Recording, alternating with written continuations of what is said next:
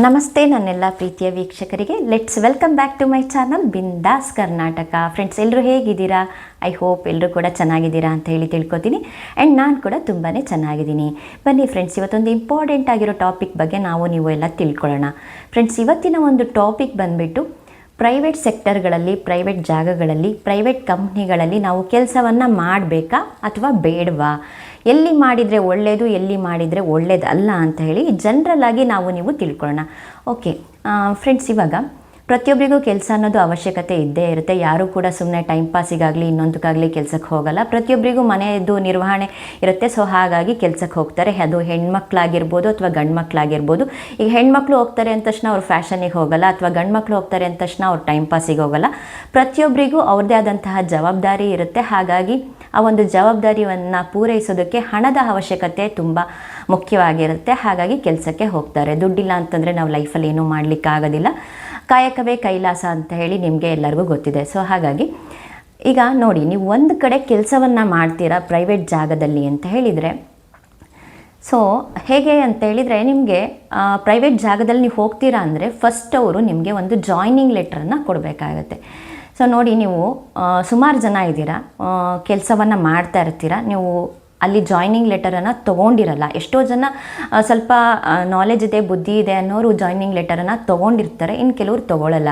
So ಕಾನೂನು ಕೂಡ ಏನು ಹೇಳುತ್ತೆ ಅಂತಂದರೆ, ಜಾಯ್ನಿಂಗ್ ಲೆಟರನ್ನು ಕೊಡಲೇಬೇಕು. ನೀವು ಸೇರಿಕೊಂಡಿದ್ದಕ್ಕೆ ಒಂದು ಅಪಾಯಿಂಟ್ಮೆಂಟ್ ಲೆಟರನ್ನು ಕೊಡಲೇಬೇಕು. ಆ ಒಂದು ಅಪಾಯಿಂಟ್ಮೆಂಟ್ ಲೆಟರ್ ಕೊಟ್ಟರೆ ನೀವು ಒಂದು ಕಡೆಗೆ ಸೆಕ್ಯೂರ್ ಅಂತ ಹೇಳಿ. ಇಲ್ಲ ಅಂದರೆ ನೀವು ಅಲ್ಲಿ ಕೆಲಸ ಮಾಡ್ತಾ ಇರ್ತೀರ, ಅಂದರೆ ಕತ್ತೆ ಥರ ದುಡಿತಾ ಇರ್ತೀರ, ಬಟ್ ಆಟ ಕುಂಟು ಲೆಕ್ಕಕ್ಕಿಲ್ಲ ಅಂತ ಹೇಳಿ. ಸೊ ಅಂಥ ಕಡೆ ನೀವು ಕೆಲಸವನ್ನು ಮಾಡಬಾರ್ದು ಅಂತ ಹೇಳೋದಿಲ್ಲ. ನೀವು ಕೇಳಿ ಅಪಾಯಿಂಟ್ಮೆಂಟ್ ಲೆಟರನ್ನು ತೊಗೊಳ್ಬೇಕಾಗತ್ತೆ. So next, appointment appointment letter ತೊಗೊಂಡಿಲ್ಲ ಅಂತಂದರೆ ನೀವು ಕೆಲಸ ಮಾಡೋದ್ರಲ್ಲಿ ಅರ್ಥ ಇಲ್ಲ ಅಂತ ಹೇಳಿ.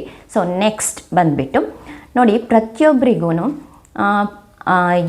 ಈಗ ನೀವು ಕೆಲಸ ಮಾಡ್ತಾ ಇದ್ದೀರಾ ಅಂತ ಹೇಳಿದರೆ ಅಲ್ಲಿ ಒಂದು 5 ಜನನೇ ಇರ್ಬೋದು, ಅಥವಾ 10 ಜನನೇ ಇರ್ಬೋದು, ಅಥವಾ ಒಂದು 20 ಜನ 30 ಜನ, ಎಷ್ಟೇ ಜನ ಇದ್ದರೂ ಕೂಡ ನಮ್ಮ ಕಾನೂನು ಏನು ಹೇಳುತ್ತೆ ಅಂತ ಹೇಳಿದರೆ, ಪ್ರತಿಯೊಬ್ಬರಿಗೂ PF ಅನ್ನು ಕೊಡಬೇಕು ಅಂತ ಹೇಳಿ.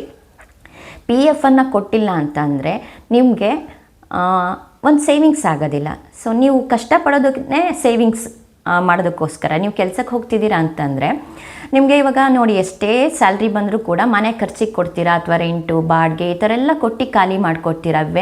ನೀವು ಕೆಲಸದಿಂದ ಹೊರಗಡೆ ಬಂದಾಗ ನಿಮ್ಗೊಂದು ಸೇವಿಂಗ್ಸ್ ಅಮೌಂಟ್ ಅಂತ ಇರಬೇಕು. ಎಷ್ಟೇ ನೀವು ಕೆಲಸ ಮಾಡಿದರೂ ಕೂಡ ಕೊನೆಗೆ ನಿಮಗೆ ಉಳಿಯೋದಿಲ್ಲ. ಸೊ ಹಾಗಾಗಿ PF ಅನ್ನೋದು ಇರಲೇಬೇಕಾಗತ್ತೆ. ಸೊ ಆ ಒಂದು PF ಹಣ ಇಲ್ಲ ಅಂತಂದರೆ ನಿಮಗೆ ಅದು ವೇಸ್ಟ್ ಆಗುತ್ತೆ. ಆ್ಯಂಡ್ ನೆಕ್ಸ್ಟ್ ಬಂದುಬಿಟ್ಟು PFಗಿಂತನೂ ಇಂಪಾರ್ಟೆಂಟ್ ಆಗಿರ್ತಕ್ಕಂಥದ್ದು ESI ಅಂತ ಹೇಳಿಬಿಟ್ಟು, ESIC ಅಂತ ಹೇಳ್ತೀವಿ. ಸೊ ಈ ESI ಯಾಕೆ ಇರಬೇಕು ಅಂತ ಹೇಳಿದರೆ, ಸೊ ನೋಡಿ, ಇವಾಗ ನೀವು ಒಂದು ಕಡೆ ಕೆಲಸಕ್ಕೆ ಹೋಗ್ತೀರಾ ಅಂತ ಅಂದ್ಕೊಳ್ಳಿ. ಇವಾಗ ಕೆಲಸಕ್ಕೆ ಹೋಗೋ ಕಡೆಗೆ ನಿಮಗೆ ಒಂದು 10,000 ಸ್ಯಾಲ್ರಿ ಕೊಡ್ತಾರೆ ಅಂತ ಅಂದ್ಕೊಳ್ಳಿ. ಕಮ್ಮಿ ಅಮೌಂಟಿಂದನೇ ಹೇಳೋಣ, ಇನ್ನೂ ಕಮ್ಮಿನೂ ಇರುತ್ತೆ ಸ್ಯಾಲ್ರಿ, ಕೆಲವರಿಗೆ ಜಾಸ್ತಿನೂ ಇರುತ್ತೆ. ಸೊ 10,000 ಸ್ಯಾಲ್ರಿ ಕೊಡ್ತಾರೆ ಅಂದ್ಕೊಳ್ಳಿ. ಆ್ಯಂಡ್ ಮಿಡಲ್ ಆಫ್ ದಿ ಡೇಯಲ್ಲಿ ನಿಮಗೆ ಯಾವುದೋ ಒಂದು ಹೆಲ್ತ್ ಇಶ್ಯೂ ಬರುತ್ತೆ. ಹೆಲ್ತ್ ಇಶ್ಯೂ ಬಂದಾಗ ಏನಾಗುತ್ತೆ ಅಂತ ಹೇಳಿದರೆ, ಅಲ್ಲಿ 1 lakh ಅಥವಾ 2 lakh ಪೇ ಮಾಡಲಿಕ್ಕೆ ಬರುತ್ತೆ. ನೀವು ಅಡ್ಮಿಟ್ ಆಗ್ತೀರಾ, ಹುಷಾರಿರಲ್ಲ, ಅಥವಾ ಯಾರೋ ಹಾಗಾಗೋದು ಬೇಡ, ನಿಮ್ಮ ಫ್ಯಾಮಿಲಿಯಲ್ಲಿ ನಿಮ್ಮ ಪೇರೆಂಟ್ಸೋ ಅಥವಾ ನಿಮ್ಮ ಮನೇಲಿ ಯಾರಿಗೋ ಒಂದಾಗಿರುತ್ತೆ. ಸೊ ಅಲ್ಲಿ 1 lakh or 2 lakhನ ಪೇ ಮಾಡಬೇಕಾಗತ್ತೆ ಅಂತ ಅಂದ್ಕೊಳ್ಳಿ. ಸೊ ಅವಾಗ ನೀವಿಲ್ಲಿ ದುಡಿಯೋದು ತಿಂಗಳಿಗೆ 10,000 ಅಂದರೆ ವರ್ಷಕ್ಕೆ ಒಂದು 1,20,000, ಹೌದಾ? ಸೊ 1,20,000ಅಲ್ಲಿ ನಿಮ್ಮ ಖರ್ಚೆಲ್ಲ ತೆಗೆದುಬಿಡಿ. ನಿಮ್ಗೇನು ಉಳಿಯುತ್ತೆ ಅನ್ನೋದು ನೀವೇ ಕ್ಯಾಲ್ಕುಲೇಟ್ ಮಾಡ್ಕೊಂಬಿಡಿ. ನಿಮ್ಮ ಖರ್ಚೆಲ್ಲ ತೆಗೆದು ನಿಮ್ಗೇನು ಉಳಿದಿದೆ ಅಥವಾ ಉಳಿದಿಲ್ಲ ಅನ್ನೋದನ್ನೇ ನೀವೇ ಕ್ಯಾಲ್ಕುಲೇಟ್ ಮಾಡಿ. ಇನ್ನು ಮಿಡಲ್ ಆಫ್ ದಿ ಡೇಯಲ್ಲಿ ನಿಮಗೇನಾದರೂ ಹುಷಾರಿಲ್ಲ ಅಂತಂದರೆ, ಸೊ ಎವ್ರಿ ಡೇ ಹೋಗಿ ನೀವು ಕತ್ತೆಗಿಂತ ಜಾಸ್ತಿನೇ ದುಡಿತಾ ಇರ್ತೀರಲ್ಲಿ, ನಿಮಗೆ ಅಲ್ಲಿ ESI ಇಲ್ಲ ಅಂತ ಹೇಳಿದರೆ ನೀವು ಆ ಹಣವನ್ನು ಅಲ್ಲೇ ಹಾಸ್ಪಿಟಲಲ್ಲಿ ಕಟ್ಟಬೇಕಾಗತ್ತೆ. ಅಂದರೆ ಆ ಹಣವನ್ನಲ್ಲ, ನೀವೆಲ್ಲಿಂದನೋ ಸಾಲ ಮಾಡಿ ಬೇರೆ ಬೇರೆ ಏನೋ ಮಾಡಿಬಿಟ್ಟು ತಂದುಬಿಟ್ಟು ಅಲ್ಲಿ ನೀವು ಹಾಸ್ಪಿಟಲ್ ಬಿಲ್ನ ಕಟ್ಟಬೇಕಾಗತ್ತೆ. ESI ಇದ್ದರೆ ನಿಮಗೆ ಅದನ್ನು ಆರಾಮಾಗಿ ನಿಮ್ಮ ಕಂಪ್ನಿನೇ ಅಥವಾ ನಿಮ್ಮ ಒಂದು ಪ್ರೈವೇಟ್ ಜಾಬ್ನವರೇ ಅದರದ್ದೇ ಆದ ಒಂದು ವಿಭಾಗ ಇರುತ್ತೆ. ESI ಅವ್ರದ್ದೇ ಒಂದು ಗೋರ್ಮೆಂಟ್ ಅದು. ಸೊ ಅದು ಪೇ ಮಾಡುತ್ತೆ. ಸೊ ಇದಿಲ್ಲ ಅಂತಂದರೆ ನೀವು ಕೈಯಿಂದ ಅಮೌಂಟ್ನ ಹಾಕಬೇಕಾಗತ್ತೆ. ಇದು ನಿಮಗೆ ಕಾನೂನು ಸವಲತ್ತು ಮಾಡಿಕೊಟ್ಟಿದೆ ESI ಪ್ರತಿಯೊಬ್ಬರಿಗೂ ಕೊಡಬೇಕು ಅಂತ ಹೇಳಿ. ಕೆಲವ್ರು ಹೇಳ್ತಾರೆ ಕೆಲವು ಕಡೆ ಜಾಗದಲ್ಲಿ, ಇಲ್ಲ ಇಷ್ಟು ಜನ ಇದ್ದರೆ ಮಾತ್ರ ESI ಕೊಡ್ತೀವಿ, ಇಲ್ಲ ಇದಿದ್ದರೆ ಮಾತ್ರ ESI ಕೊಡ್ತೀವಿ. ಆ ಥರ ಏನೂ ಇಲ್ಲ, ರೂಲ್ಸೇ ಇದೆ ಕಾನೂನಿಂದ. ಏನಂತ ಅಂದರೆ ನೀವಲ್ಲಿ 10 ಜನ ಇದ್ದರೂ ಕೊಡಬೇಕು, 20 ಜನ ಇದ್ದರೂ ESI ಕೊಡಬೇಕು. ಇಲ್ಲ ಹೋಗಲಿ ಒಬ್ಬರೇ ಇದ್ದರೂ ಕೂಡ ನಿಮ್ಮ ಒಂದು ಜಾಬ್ ಟು ರಿಸ್ಕಿ ಜಾಬ್, ತುಂಬ ಕಷ್ಟವಾದ ಜಾಬ್ ಅಂತ ಹೇಳಿದರೆ ಒಬ್ಬರಿಗೂ ಕೂಡ ESI ಫೆಸಿಲಿಟಿನ ಮಾಡಿಕೊಡ್ಬೇಕು ಅಂತ ಹೇಳಿ ಕಾನೂನು ಹೇಳುತ್ತೆ. ಈ ಒಂದು ಫೆಸಿಲಿಟಿ ಇಲ್ಲ ಅಂತ ಅಂದರೆ ನೀವು ಕೆಲಸವನ್ನು ಮಾಡಬೇಡಿ. ಈ ಒಂದು ಫೆಸಿಲಿಟಿ ಇದೆ ಅಂದರೆ ಖಂಡಿತವಾಗಿಯೂ ಆರಾಮಾಗಿ ಕೆಲಸವನ್ನು ಮಾಡಿ. PF ಇರಬೇಕು, ನಿಮಗೆ ESI ಇರಬೇಕು, ಮತ್ತು ಅಪಾಯಿಂಟ್ಮೆಂಟ್ ಲೆಟರ್ ಇರಬೇಕಾಗತ್ತೆ. ಮತ್ತು ತಿಳ್ಕೊಳ್ಳಿ ಹೇಗೆ ಅಂತಂದರೆ ಇದೊಂದು ಜನರಲ್ ಡಿಸ್ಕಷನ್ ಆಗಿರುತ್ತೆ. ಸೊ ಹೇಗೆ ಅಂತಂದರೆ ನೀವು ಈಗ ಕೆಲಸಕ್ಕೆ ಹೋಗ್ತೀರಾ ಅಂತ ಅಂದರೆ ಅಲ್ಲಿ ನಿಮಗೆ 10,000 ಸ್ಯಾಲ್ರಿದು ಆವಾಗಲೇ ಎಕ್ಸಾಂಪಲ್ ಹೇಳಿದೆ. ಒಂದು 15,000 ಸ್ಯಾಲ್ರಿದು ಎಕ್ಸಾಂಪಲ್ ತೊಗೊಳ್ಳೋಣ. ಬೆಳಗ್ಗೆಯಿಂದ ಸಂಜೆ ತನಕ ನಿಮ್ಮ ಜೀವನೇ ತ್ಯಾಗ ಮಾಡಿ ಅಲ್ಲಿ ನೀವು ಕೆಲಸವನ್ನು ಮಾಡ್ತಾ ಇರ್ತೀರ. ಸೊ ಅದರಲ್ಲಿ ನಿಮಗೆ 15,000 ಸ್ಯಾಲ್ರಿ ಅಂತ ಅಂದ್ಕೊಳ್ಳಿ. ಸೊ ಏನು ನಿಮ್ಮ ಆಫೀಸ್ ಬಂದು ನಿಮ್ಮ ಮನೆ ಹತ್ರನೇ ಇರಲ್ಲ, ಎಷ್ಟು ದೂರ ಇರುತ್ತೆ? ಪೆಟ್ರೋಲ್ ಹಾಕಬೇಕು, ಗಾಡಿ ಇದ್ದರೆ ಪೆಟ್ರೋಲಲ್ಲಿ ಹೋಗಬೇಕು. ಪೆಟ್ರೋಲ್ ಖರ್ಚೆಷ್ಟು? ಇಲ್ಲ ಬಸ್ಸಿಗೆ ಹೋಗಬೇಕು. ಬಸ್ಸೇನು ಅಲ್ಲಿ ನಿಮ್ಮ ಆಫೀಸ್ ಹತ್ರಕ್ಕೆ ಹೋಗಿ ನಿಂತ್ಕೊಳ್ಳುತ್ತಾ? ಇಲ್ಲ ಅಲ್ಲಿಂದ ಮತ್ತೆ ಆಟೋಗೆ ಹೋಗೋದು, ಇನ್ನೊಂದು ಏನೋ ಇರುತ್ತೆ, ಅದನ್ನು ಪೇ ಮಾಡಬೇಕು, ಅದ್ರ ಖರ್ಚೆಷ್ಟು? ಆಮೇಲೆ ನೀವು ರೆಗ್ಯುಲರಾಗಿ ಆಫೀಸ್ಗೆ ಹೋಗಬೇಕು ಅಂದರೆ ಯಾವುದೋ ಒಂದು ಹಳೆ ಬಟ್ಟೆ ಹಾಕ್ಕೊಂಡು ಹೋಗ್ಲಿಕ್ಕಾಗತ್ತಾ? ಇಲ್ಲ, ಅಲ್ಲಿನ ಸರ್ಕಲಿಗೆ ತಕ್ಕಂಗೆ ಒಳ್ಳೆ ಬಟ್ಟೆ ಹಾಕ್ಕೊಂಡು ಹೋಗಬೇಕಾಗತ್ತೆ. ಅದಕ್ಕೆ ತಿಂಗಳಿಗೆ ಅಟ್ಲೀಸ್ಟ್ ಒಂದಾದರೂ ನೀವು ಡ್ರೆಸ್ ತೊಗೊಳ್ಲೇಬೇಕಾಗತ್ತೆ, ಅದಕ್ಕೆ ಖರ್ಚಾಗುತ್ತೆ. ಆ್ಯಂಡ್ ಎಕ್ಸ್ಟ್ರಾ ನಿಮ್ಮದು ಬೆಳಗ್ಗೆಯಿಂದ ಸಂಜೆ ತನಕ ದುಡಿಯುವಾಗ ನಿಮ್ಮದು ಹೆಲ್ತು ಇಂಬ್ಯಾಲೆನ್ಸ್ ಆಗ್ತಾ ಇರುತ್ತೆ, ಅದ್ರ ಖರ್ಚೇನು? ಸೊ ಮತ್ತು ಮನೆಯಲ್ಲಿ ನೀವು ಮನೆ ಖರ್ಚು ಮಾಡೋದು ಬಿಡಿ, ಮಾಮೂಲು ಅದೆಲ್ಲ ಖರ್ಚು ತೆಗೆದು ನಿಮ್ಮ ಒಂದು ಪರ್ಸ್ನಲ್ ಖರ್ಚುಗಳು ಎಷ್ಟು? ಅದಾದಮೇಲೆ ಆ ಒಂದು 15,000ಅಲ್ಲಿ ನಿಮ್ಗೆ ಉಳಿಯೋದೆಷ್ಟು? ನಿಮ್ಮ ಸೇವಿಂಗ್ಸ್ ಎಷ್ಟು? ಎಲ್ಲದನ್ನು ಯೋಚನೆ ಮಾಡಿ. ಸೊ ಇಲ್ಲಿ ನೋಡಿ, ನಾನು ಪ್ರೈವೇಟ್ ಕಂಪ್ನಿಗಳಲ್ಲಿ ಕೆಲಸ ಮಾಡಬೇಡಿ ಅಂತ ಹೇಳ್ತಿಲ್ಲ, ಎಲ್ಲಿ ಮಾಡಬೇಕು ಎಲ್ಲಿ ಮಾಡಬಾರ್ದು ಅಂತ ಹೇಳ್ತಾ ಇದ್ದೀನಿ. ಸೊ ಓಕೆ, ಈಗ 15,000 ಸ್ಯಾಲ್ರಿ ಕೊಡ್ತಾ ಇದ್ದಾರಾ? ಓಕೆ, ಅದು ಬೇಸಿಕ್ ಸ್ಯಾಲ್ರಿನ ನಡೀತಾ ಇದೆಯಾ? 10,000 ಸ್ಯಾಲ್ರಿನ, 5,000 ಸ್ಯಾಲ್ರಿನ? ಓಕೆ, ನೆಕ್ಸ್ಟ್ ದಿನದಲ್ಲಿ ನಿಮಗೆ ಒಳ್ಳೇದಾಗತ್ತಾ? ಎವ್ರಿ ಇಯರ್ ಇನ್ಕ್ರೀಸ್ ಮಾಡ್ತಿದ್ದಾರಾ? ಅಪಾಯಿಂಟ್ಮೆಂಟ್ ಲೆಟ್ರ್ ಕೊಟ್ಟಿದ್ದಾರಾ? PF ಇದೆಯಾ? ESI ಇದೆಯಾ? ಖಂಡಿತವಾಗಿಯೂ ನೀವು ಅಲ್ಲಿ ವರ್ಕ್ ಮಾಡಿ. ಇಲ್ಲ ಏನೂ ಇಲ್ಲ, ನೀವು ಸುಮ್ಮನೆ ಹೋಗ್ತಿದ್ದೀನಿ, ನಾನು ಒಂದು 10,000 ಸ್ಯಾಲ್ರಿ ಕೊಡ್ತಾರೆ, ಎಲ್ಲ ನನ್ನ ಖರ್ಚಿಗಾಗೋಗುತ್ತೆ.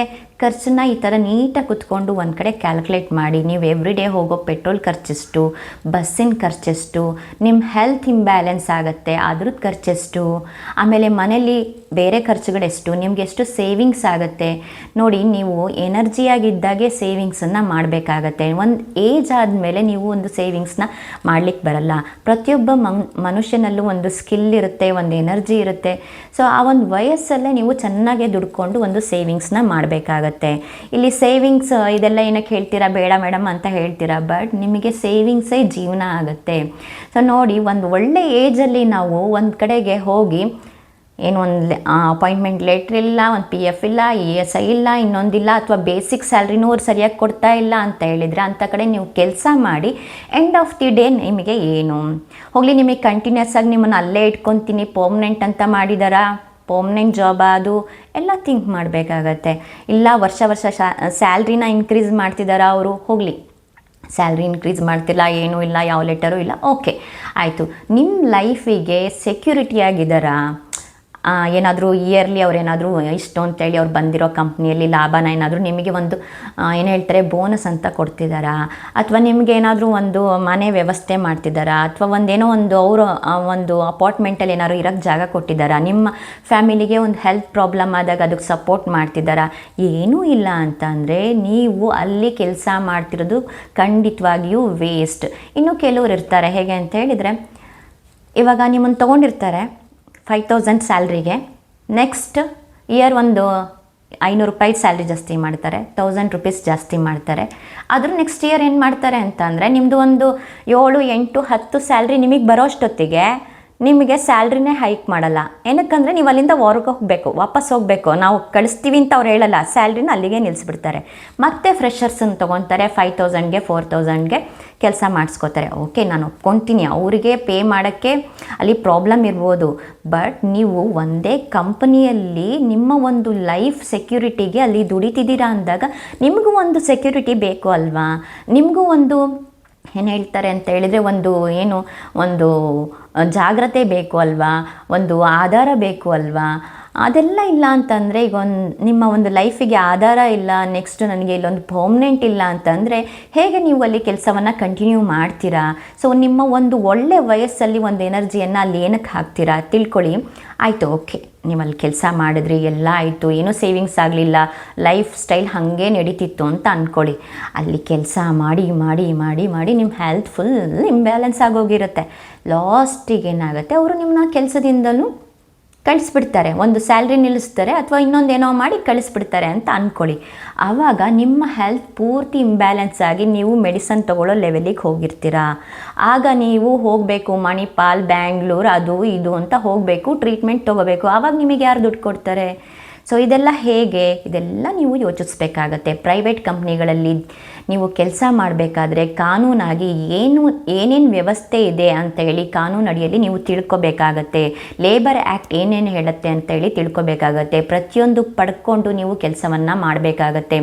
ಮತ್ತು ಪ್ರತಿಯೊಂದು ಕಂಪ್ನಿಗಳಲ್ಲೂ ನಿಮಗೆ ಫ್ರೀಯಾಗಿ ಹೆಲ್ತ್ ಚೆಕಪ್ನ ಅವರು ಮಾಡಿಸ್ಬೇಕಾಗಿರುತ್ತೆ, ಅಂದರೆ ಇಯರ್ಲಿ ಒನ್ಸ್ ಮಾಡಿಸ್ಬೇಕಾಗಿರುತ್ತೆ. ಸೊ ಅದೆಲ್ಲನೂ ಮಾಡ್ತಿರಲ್ಲ, ಏನೂ ಇಲ್ದಲೇ ನೀವು ಝೀರೋ ಆಗಿ ಅಲ್ಲಿ ನಿಮ್ಮದೆಲ್ಲ ಎಫರ್ಟ್ನು ಕತ್ತೆ ಥರ ಹಾಕ್ತಾ ಇದ್ದರೆ ನೋ ಯೂಸ್. ಒಂದಿನ ನಿಮ್ಮ ಫ್ಯಾಮಿಲಿ ಬ್ಯಾಕ್ ಆಗುತ್ತೆ, ನಿಮ್ಮ ಹೆಲ್ತ್ ಬ್ಯಾಕ್ ಆಗುತ್ತೆ, ನಿಮ್ಮ ಒಂದು ಗ್ರೋತ್ ಬ್ಯಾಕ್ ಆಗುತ್ತೆ. ಒಂದು ಮನೆ ತೊಗೊಳಕ್ಕಾಗಲ್ಲ, ಒಂದು ಸೈಟ್ ಮಾಡ್ಕೊಳಕ್ಕಾಗಲ್ಲ, ಒಂದು ಗಾಡಿ ತೊಗೊಳಕ್ಕಾಗಲ್ಲ, ಏನೂ ಮಾಡ್ಕೊಳಕ್ಕಾಗಲ್ಲ. ಸೊ ಇವತ್ತೇ ಡಿಸೈಡ್ ಮಾಡಿ ನೀವು. ಸೊ ಈ ಥರ ಇದ್ದರೆ ನೀವು ಕೆಲಸ ಮಾಡ್ತೀರಾ ಅಥವಾ ಇಲ್ಲ ಅಂತ ಹೇಳ್ಬಿಟ್ಟು. ಆ್ಯಂಡ್ ಓಕೆ, ನಿಮ್ಮ ಒಂದು ಕಂಪ್ನಿ ಒಳ್ಳೆ ಸ್ಯಾಲ್ರಿ ನಿಮಗೆ ಕೊಡ್ತಾ ಇದೆ, ಅಪಾಯಿಂಟ್ಮೆಂಟ್ ಲೆಟ್ರ್ ಕೊಟ್ಟಿದೆ, ಒಳ್ಳೆ PF ಇದೆ, ESI ಇದೆ, ಎವ್ರಿ ಇಯರ್ ನಿಮಗೆ ಸ್ಯಾಲ್ರಿನ ಇಷ್ಟು ಪರ್ಸೆಂಟಲ್ಲಿ ಇನ್ಕ್ರೀಸ್ ಮಾಡ್ತಿದ್ದಾರೆ, ಬೇಸಿಕ್ ಸ್ಯಾಲ್ರಿ ನಮಗೆ ಒಳ್ಳೇದು ಕೊಟ್ಟಿದ್ದಾರೆ, ಅದು ತಕ್ಕಂಗೆ PFನ ಕ್ಯಾಲ್ಕುಲೇಟ್ ಮಾಡ್ತಿದ್ದಾರೆ ಅಂದರೆ ಇಟ್ಸ್ ವೆರಿ ಗುಡ್. ನೀವು ಆರಾಮಾಗಿ ಕಂಟಿನ್ಯೂ ಮಾಡಿ. ಯಾಕಂದರೆ ನಿಮ್ಮ ಲೈಫ್ ಒಂದು ಸೆಕ್ಯೂರಿಟಿ ಆಗುತ್ತೆ, ಆಯಿತಾ. ಏನೂ ಇಲ್ಲ ಅಂತ ಅಂದರೆ ನೀವು ಅಂಥ ಕಡೆ ಕೆಲಸ ಮಾಡೋದು ಶುದ್ಧ ವೇಸ್ಟ್, ಆಯಿತಾ. ಇವತ್ತೇ ರಿಸೈನ್ ಮಾಡಿಬಿಡಿ, ಓಕೆ.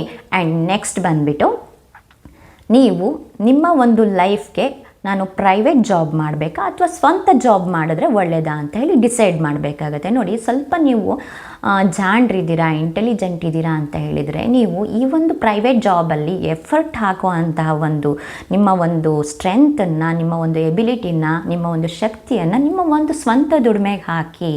ಸೊ ಆವಾಗ ನೋಡಿ, ಇಲ್ಲಿ ಒಂದು 5,000 ಏನೋ ಸ್ಯಾಲ್ರಿ ತೊಗೊಳ್ತಾ ಇರ್ತೀರ. ಬೇಸಿಕಲಿ ನಿಮ್ಮ ಒಂದು ಜಾಬಿಗೆ ಏನಂತಂದರೆ ಪ್ರೈವೇಟ್ ಜಾಬಿಗೆ ನಿಮ್ಮ ಒಂದು ಸ್ವಂತ ಬಿಸ್ನೆಸ್ಸಿಗೆ ಅರ್ನಿಂಗ್ಸ್ ಆಗದೇ ಇರ್ಬೋದು. ಕ್ಲಿಕ್ ಆಗಲಿಕ್ಕೆ 1 ವರ್ಷ 2 ವರ್ಷ 3 ವರ್ಷ ಈ ಥರ ತೊಗೋಬೋದು. ಬಟ್ ಲೈಫ್ ಸೆಕ್ಯೂರಿಟಿ ಇರುತ್ತೆ, ನಿಮ್ಮ ಹೆಲ್ತ್ ಸೆಕ್ಯೂರಿಟಿ ಇರುತ್ತೆ, ನಿಮ್ಮ ಒಂದು ಫ್ಯಾಮಿಲಿ ಸೆಕ್ಯೂರಿಟಿ ಇರುತ್ತೆ. ಆ್ಯಂಡ್ ನೀವು ಗ್ರೋತ್ ಆಗ್ಬೋದು, ಮನೆ ತೊಗೊಳ್ಬೋದು, ಸೈಟ್ ಮಾಡ್ಬೋದು, ಕಾರ್ ತೊಗೊಳ್ಬೋದು, ಇನ್ನೊಂದು ಮಾಡ್ಬೋದು. ನಿಮ್ಮ ಒಂದು ಎಫರ್ಟಿಗೆ ತಕ್ಕಂತೆ ನೀವು ಮುಂದೆ ಹೋಗ್ಬೋದು.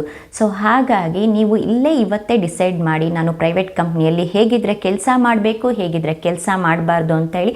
ತುಂಬ ಕಂಪ್ನಿಗಳು ಎಲ್ಲ ಒಂದು ಫೆಸಿಲಿಟಿ ಕೊಟ್ಟು, ತುಂಬ ಒಂದು ಆಫೀಸ್ಗಳು ಎಲ್ಲ ಒಂದು ಫೆಸಿಲಿಟಿಯನ್ನು ಜನರಿಗೆ ಕೊಟ್ಟು, ಸ್ಯಾಲ್ರಿಯನ್ನು ಕೊಟ್ಟು ಮತ್ತು ಒಳ್ಳೆಯ ಲೇಬರ್ಸ್ಗಳನ್ನು ಚೆನ್ನಾಗಿ ನಡೆಸ್ಕೊತಿದ್ದಾರೆ. ಇನ್ನು ಕೆಲವೊಂದಿಷ್ಟು ಆಫೀಸ್ಗಳು, ಕಂಪನಿಗಳು ಮತ್ತು ಬೇರೆ ಕಡೆ ಜಾಗಗಳಲ್ಲಿ ನಡೆಸ್ಕೊತಿಲ್ಲ. ಸೊ ಹಾಗಾಗಿ ಈ ಒಂದು ವಿಷಯನ ನಾನು ನಿಮಗೆ ತಿಳಿಸಲೇಬೇಕು. ಕೆಲವರು ಗೊತ್ತಿದ್ರೂ ಕೂಡ ಒಂದು ಏನಂತ ಹೇಳ್ತೀವಿ, ನಮ್ಮ ಥರ್ಡ್ ಐ ಓಪನ್ ಆಗದೆ ಅಲ್ಲೇ ಮಾಡ್ತಾ ಇರ್ತೀರ. ಸೊ ಹಾಗೆ ಆಗಬಾರ್ದು. ಸೊ ನಿಮಗೆ ಒಂಚೂರು ಬುದ್ಧಿ ಇದ್ದಾಗಲೇ, ನಿಮಗೆ ಒಂಚೂರು ಶಕ್ತಿ ಇದ್ದಾಗಲೇ ಎಚ್ಚೆತ್ಕೊಳ್ಳಿ, ನೀವು ಅಲ್ಲಿ ಕೆಲಸವನ್ನು ಮಾಡಬೇಕಾ ಬೇಡ ಅಂತ ಹೇಳಿ. ಸೊ ನನ್ನ ಒಂದು ಒಪಿನಿಯನ್ ನಿಮ್ಗೆ ಹೇಳೋದಾದರೆ, ESI, PF ಮತ್ತು ಬೇಸಿಕ್ ಸ್ಯಾಲ್ರಿ ಮತ್ತು ನಿಮಗೆಲ್ಲ ಸಪೋರ್ಟ್, ಸೆಕ್ಯೂರಿಟಿ, ಕಾನೂನಾತ್ಮಕವಾಗಿ ಏನು ಲೇಬರ್ ಆ್ಯಕ್ಟಲ್ಲಿ ಬರುತ್ತೆ ಅದೆಲ್ಲ ಫೆಸಿಲಿಟಿ ನಿಮಗೆ ಕೊಡ್ತಾರೆ ಅಂತ ಹೇಳಿದರೆ, ಪ್ರತಿ ವರ್ಷ ನಿಮಗೆ ಸ್ಯಾಲ್ರಿ ಇನ್ಕ್ರೀಸ್ ಮಾಡ್ತಿದ್ದಾರೆ, ನಿಮ್ಮ ಒಂದು ಫ್ಯಾಮಿಲಿನ ಪ್ರೊಟೆಕ್ಟಾಗಿ ನೋಡ್ಕೋತಾರೆ, ನಿಮ್ಮ ಒಂದು ಹೆಲ್ತ್ ಇಶ್ಯೂ ಆದಾಗ ಎಲ್ಲ ನೋಡ್ಕೋತಾರೆ ಅಂತ ಹೇಳಿದರೆ ಖಂಡಿತವಾಗಿಯೂ ಅಲ್ಲಿ ಕೆಲಸ ಮಾಡಿ. ಇಲ್ಲ ಆವಾಗವಾಗ ನಿಮಗೆ ಕೆಲಸವನ್ನು ಚೆನ್ನಾಗಿ ಮಾಡಿಸ್ಕೊಂಡ್ಬಿಟ್ಟು ಸಮ್ ಇಯರ್ಸ್ ಆದಮೇಲೆ ನಿಮ್ಮನ್ನು ಅಲ್ಲಿಂದ ರಿಮೂವ್ ಮಾಡುವಂತಹ ಒಂದು ಕಂಡೀಷನ್ ನಿಮಗೆ ಗೊತ್ತಾಗುತ್ತೆ, ತಿಳ್ಕೊಂಡ್ರೆ ಇವತ್ತೇ ಈಗಲೇ ಈ ಕ್ಷಣನೇ ಎಚ್ಚೆತ್ಕೊಂಡು ಅದಕ್ಕೆ ರಿಸೈನ್ ಮಾಡಿ ನೆಕ್ಸ್ಟ್ ನೀವು ಎಲ್ಲಿ ಕೆಲಸವನ್ನು ಮಾಡಬೇಕು ಅಥವಾ ಸ್ವಂತವಾಗಿ ಕೆಲಸವನ್ನು ಮಾಡಬೇಕಾ ಅಂತ ಹೇಳಿ ನಿರ್ಧಾರ ಮಾಡಿ. ಫ್ರೆಂಡ್ಸ್, ಇವತ್ತಿನ ಈ ವಿಡಿಯೋದಲ್ಲಿ ಒಂದು ಜನರಲ್ ಡಿಸ್ಕಷನನ್ನು ಮಾಡಿರ್ತೀರಿ. ಈ ಒಂದು ವಿಡಿಯೋ ನಿಮಗೆ ಇಷ್ಟ ಆದರೆ ಲೈಕ್ ಕೊಡಿ. ನೀವು ಲೈಕ್ ಕೊಟ್ಟರೆ ನನಗೆ ಗೊತ್ತಾಗುತ್ತೆ, ಸೊ ಈ ಒಂದು ವಿಡಿಯೋ ನನ್ನ ಜನರಿಗೆ ರೀಚ್ ಆಗ್ತಿದೆ. ಸೊ ನೆಕ್ಸ್ಟ್ ನಾನು ಕಾನೂನಾತ್ಮಕವಾಗಿ ಯಾವೆಲ್ಲ ಒಂದು ನಿಬಂಧನೆಗಳಿದೆ ಕೆಲಸ ಪ್ರೈವೇಟ್ ಕಂಪ್ನಿಯಲ್ಲಿ ಮಾಡೋದಕ್ಕೆ ಅನ್ನೋದನ್ನು ಕಂಪ್ಲೀಟಾಗಿ ಎಕ್ಸ್ಪ್ಲೈನ್ ಮಾಡೋದ್ರ ಮೂಲಕ ನಿಮ್ಮ ಒಂದು ಇಂಟ್ರೆಸ್ಟಿಂದ, ನಿಮ್ಮ ಒಂದು ಲೈಕ್ ಮತ್ತು ಕಾಮೆಂಟಿಂದ ಕಂಪ್ಲೀಟ್ ಆದಂತಹ ವಿವರಣೆಯನ್ನು ಒಂದು ನೆಕ್ಸ್ಟ್ ವಿಡಿಯೋದಲ್ಲಿ ಕೊಡ್ತೀನಿ. Thank you so much.